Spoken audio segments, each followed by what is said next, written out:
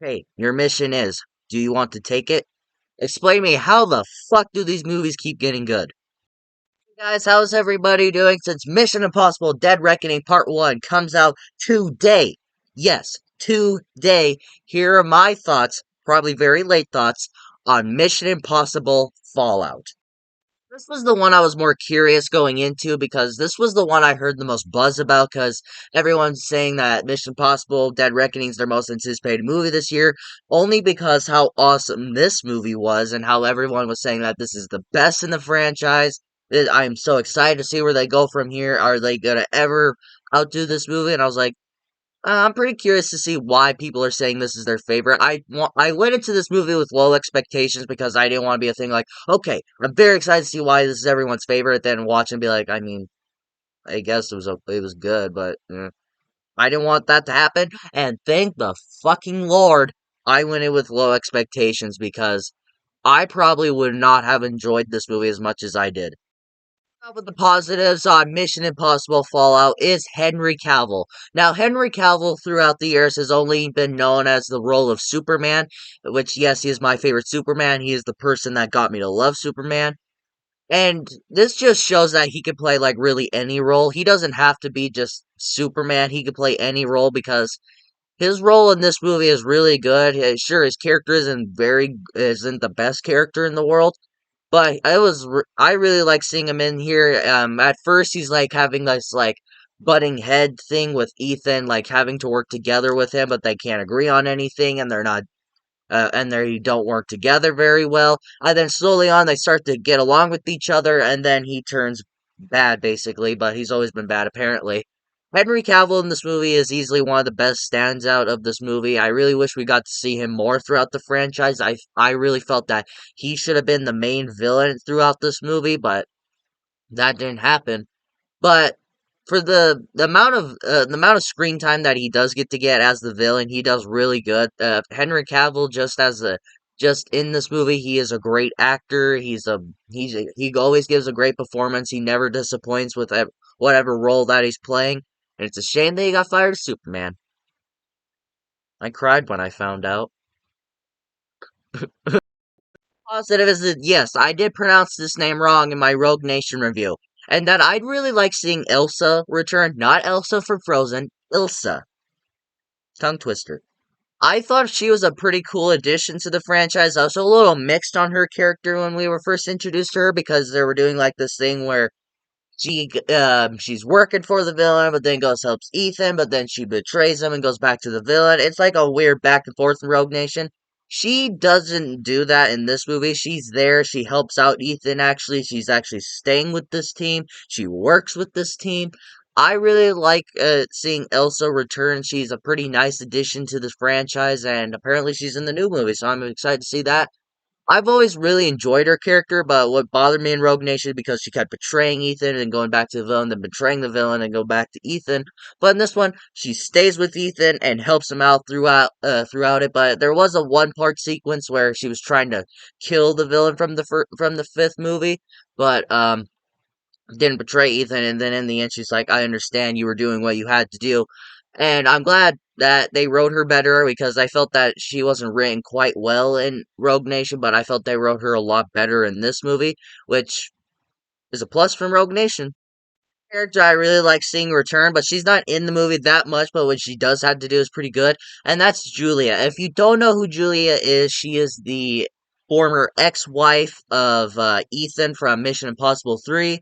She was the character that Ethan tried to go and save from the villain from Mission Impossible 3, and you got she had like a blink and you miss it role in Ghost Protocol towards the end of the movie, but she actually gets to actually show up and be a character in this movie for a bit, where you find out that Henry Cavill's character is the godfather of Julia, and he's like, if I see Ethan again, or if you try and stop me, I will kill her and all that. And so he goes there to kind of protect her and stop the bomb from going off, and then she knows what's going on and helps out Luther take out one of the bombs and all that, and then towards the end, we find out that she's still in love with Ethan and all that.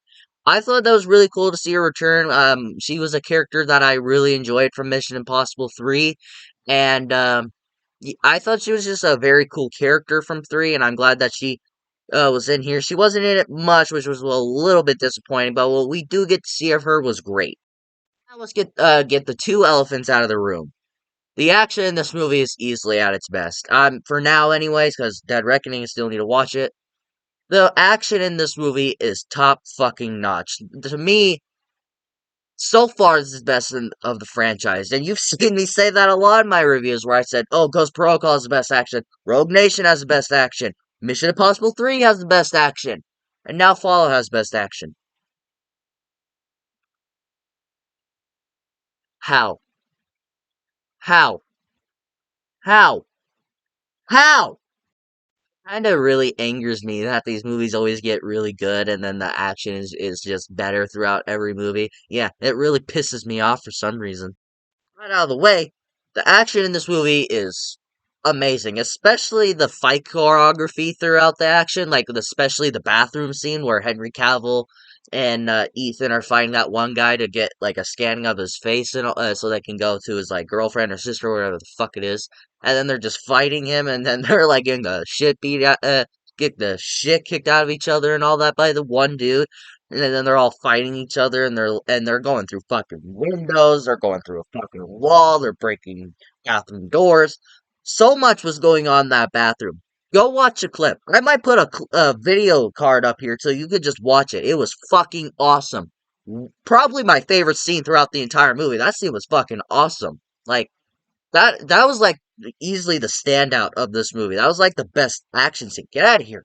There's fuzz everywhere. That was the best fucking scene throughout this entire movie. And every time something was going on where they were getting thrown through windows or getting the shit back out of each other, I was like, holy shit. Like, I actually said that pretty loud last night. My dad came out here and told me to shut the fuck up.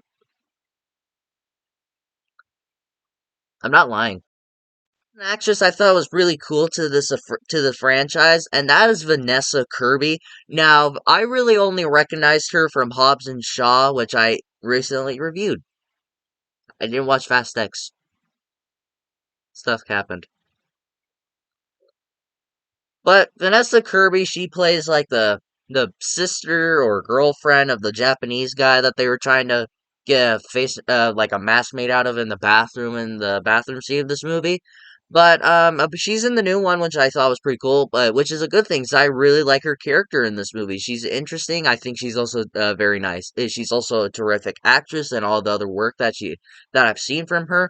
I feel that she's a pretty cool addition to this franchise. I'm excited to see where else they go with her because at first she's kind of played off as a villain, but then she's like helping out Ethan and all that. Especially the scene where the one guys are trying to take down Ethan and she helps him like stab people and all that and like goes over the plan with Ethan, what they're trying to do with the villain from 5.